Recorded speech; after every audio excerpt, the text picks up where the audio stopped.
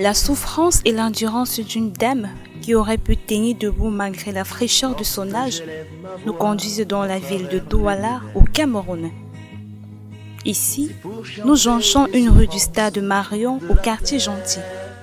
C'est là qu'est situé le domicile des parents de Madame Ongolo Marie-Jeanne, sur qui la vie semble avoir déposé le lourd fardeau qu'elle traîne désespérément. Âgée de 48 ans et mère de 4 enfants, elle se trouve aujourd'hui tétraplégique. Elle est immobile, peut-être il faut dire qu'elle est inerte, des suites d'un accident de travail sur la route d'Edea, survenu le 14 août 2022, lors d'un des multiples déplacements sur les ordres de ses anciens patrons de la Société camerounaise de transport urbain Socatur, que sont M.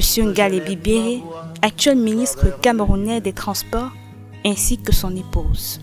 Pour rappel, c'est à bord de leur véhicule que le drame s'est produit. En effet, la victime employée au sein de la dite structure durant la période de juillet 2021 à août 2022, soit exactement 1 an, 1 mois et 6 jours de service, ne sait plus ou alors ne saura plus jamais quand est-ce qu'il fait jour ou nuit à l'extérieur de cette pièce que voici. Elle est désemparée depuis 5 mois, alors qu'elle fut une femme ô combien active, travailleuse et serviable, car elle aurait donné le bon Dieu sans confession, même si ses tâches moyennaient de la rémunération.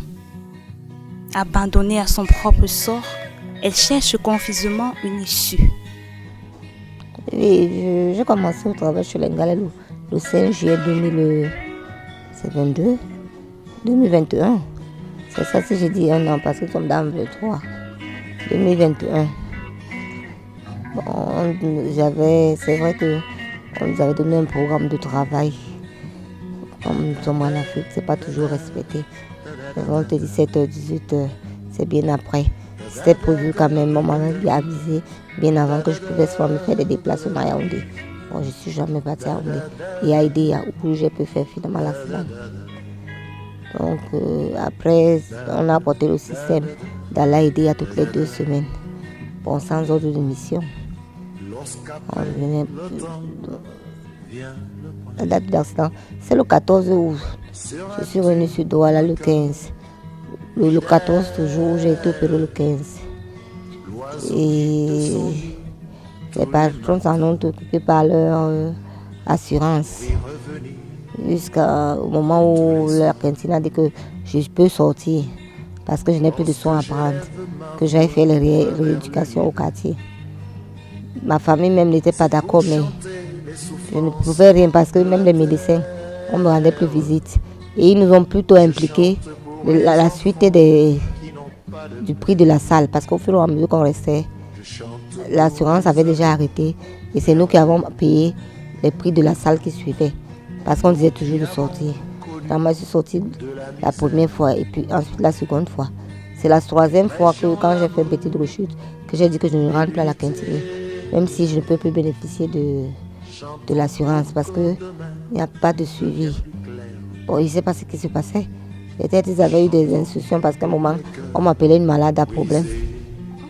J'ai fait l'accident et je suis tétraplégique. Donc quand on demandait même de sortir, mon petit frère demandait que mais une malade comme ça qui est légume va à la maison, on fait quoi?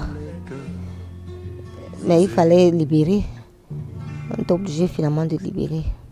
Au début de ce cauchemar, les agences d'assurance habileté se sont lancées dans sa prise en charge. Seulement, cette attention ne durera que le temps d'un court sommeil de Dame Ongolo. Son seul souhait est de retrouver la guérison totale. Bon, les assurances, on a arrêté. On a arrêté. Tout ce que je demande, c'est suivi complet. Total, je veux juste la guérison, je ne demande rien de plus. Sa mère, Madame Tueli Mombele Suzanne, submergée face à cette rude épreuve, a comme véritable compagnon la douleur au quotidien. Elle demande à ce qu'on trouve des moyens adéquats pour sortir sa fille de cette situation déjà très difficile à surmonter. J'ai beaucoup de ressentiment parce que quand je regarde ma fille, telle que je le sais, elle qui était déjà à mes pieds, aujourd'hui, la voilà. qu'il faille que ce soit moi encore qui m'occupe d'elle avec les petits-enfants qui aujourd'hui ne partent même pas à l'école. Parce que tout a été bloqué depuis que leur maman est tombée dans cet accident de travail, parce qu'elle partait pour le travail. Même comme on n'a pas voulu, parce que quand les assurances sont venues, ils disent qu'on ne dise pas que c'est l'accident de travail. Vous avez déjà vu ça où? C'est l'accident de travail.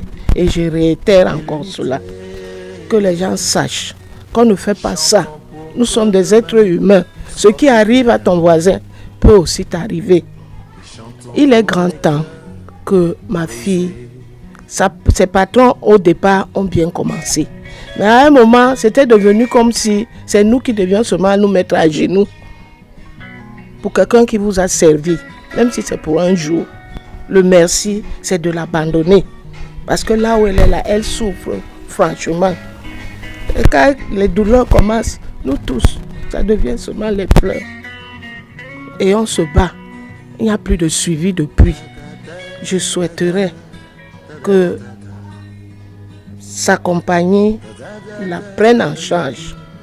Quitte à ce que, s'il faut même l'amener à l'étranger, il y a des hôpitaux qui peuvent faire. Mais ici au pays, s'il y en a disponibles, parce qu'on nous envoie, on a parlé de quoi là, je ne sais pas. Mais je dis qu'on dispose du temps pour elle. Parce que là où elle est là, il y a plusieurs maladies qui sont venues encore s'ingérer dans son corps.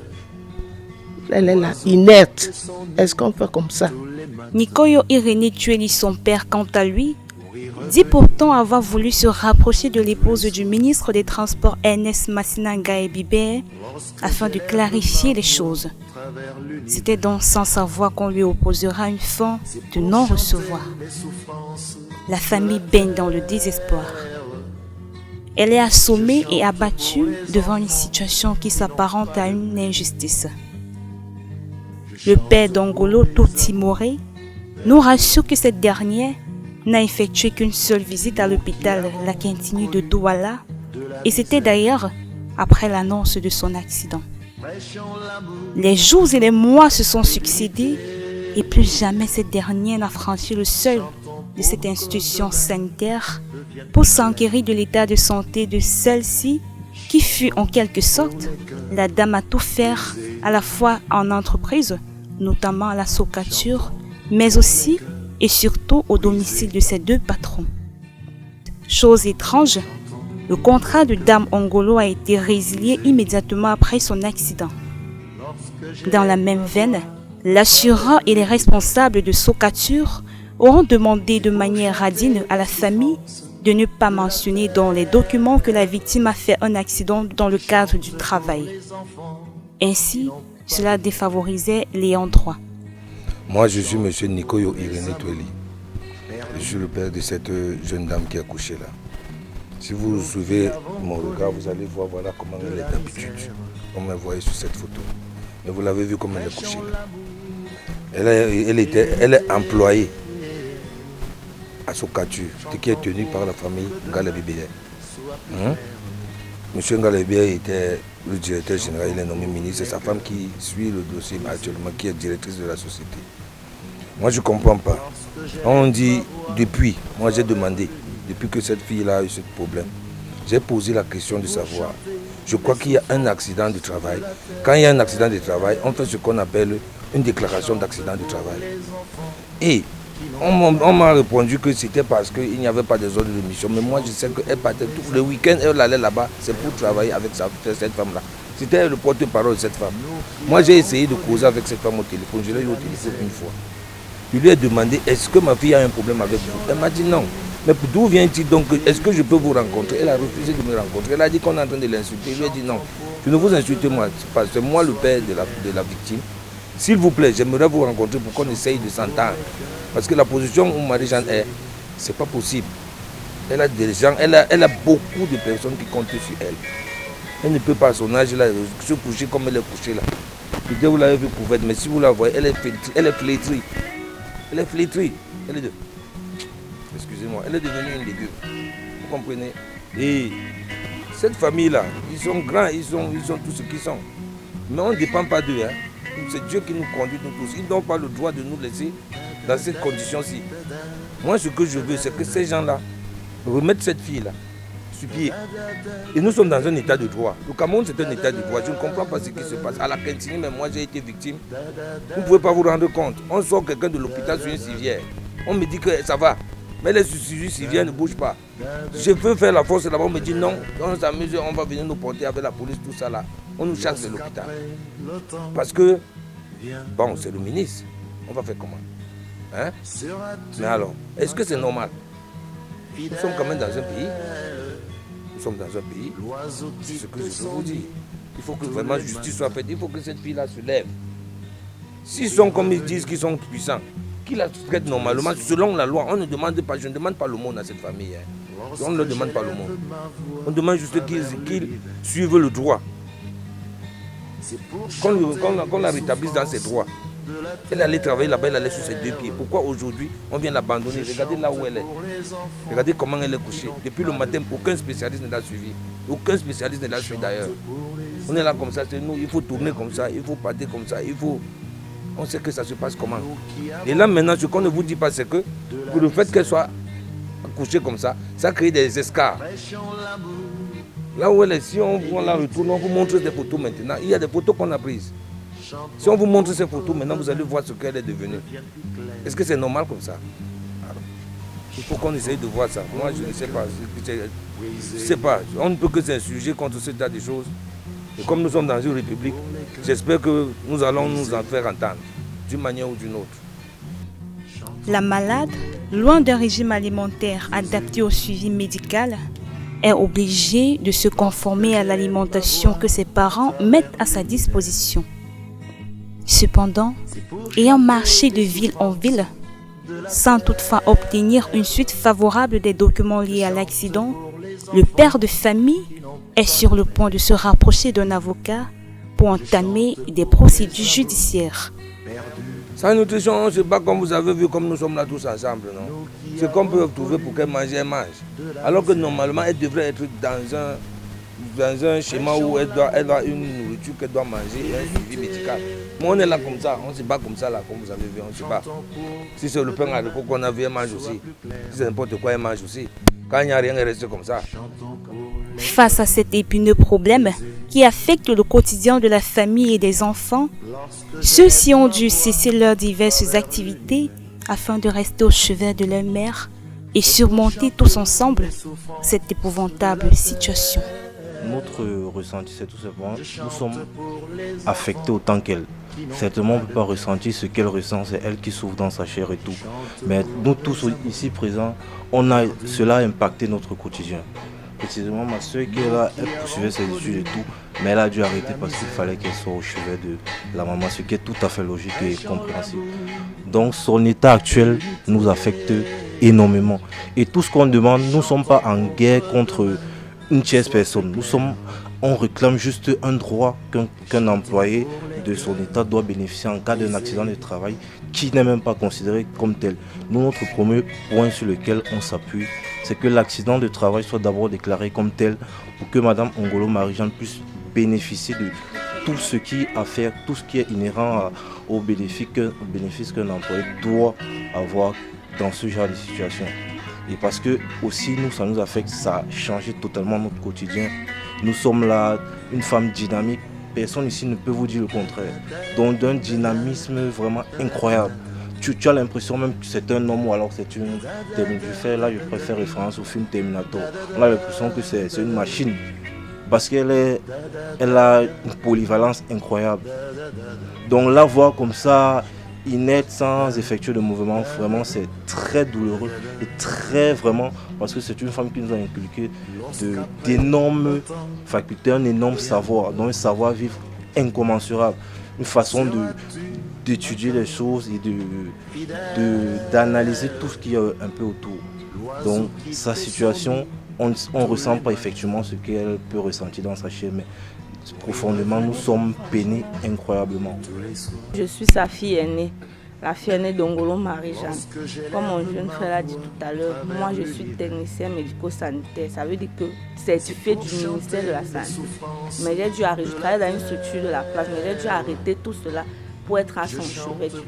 Donc vous voyez que c'est une situation qui ne l'affecte pas elle seulement. Ça bouscule la vie de tout un chacun de nous, non pas seulement ses enfants, y compris même ses parents. Vous avez suivi sa maman le dit tout à l'heure, à son vieil âge. Est-ce que c'est normal que ce soit elle qui soit là, qui ne tient pas debout, à faire des petites corvées pour elle? Donc c'est quelque chose qui nous secoue énormément. Et tout ce qu'on réclame, c'est qu'elle soit prise en charge totalement et qu'elle se remette sur pied. La dame dynamique, comme l'a précisé mon jeune frère, que nous avons connue, nous voulons la revoir sur pied, sur ces deux gens. Nous, vraiment, comme l'a dit mes frères, ça nous déstabilise énormément. Moi, je suis au 2e trimestre qui est en cours actuellement, mais je ne suis pas allée à l'école depuis la rentrée parce que son cas nous a trouvés, nous étions en vacances. Le comportement du staff de Socatu nous a révoltés au niveau de ce document-ci, où ils disent qu'il résilie son contrat. C'est ça qui nous révolte. C'est ça, c'est ce document qui nous révolte parce que nous occupions de notre mère, mais sans vraiment leur soutien. On ne peut pas dire qu'ils nous ont vraiment soutenus. Nous-mêmes, nous, la famille, on se bat bec et ongle. Nous faisons des choses que nous ne sommes pas censés faire, côté sanitaire surtout. Médicalement parlant, moi, je ne m'y connais pas. Mais je suis en train de faire des choses que c'est un spécialiste qui devait être en train de le faire. Et ce n'est pas normal. La famille tout entière appelle à la prise en charge et à la justice, car étant déjà allée jusqu'à épuisement des dernières réserves, redevenir cette belle femme, forte, polyvalente et très dynamique qu'elle était. Au moment où nous nous penchons sur cette affaire, nous avons essayé de joindre la directrice générale de l'entreprise Socatur, Madame Lydienne Molobi Ngale-Bibé, pour une éventuelle lumière sur la situation globale.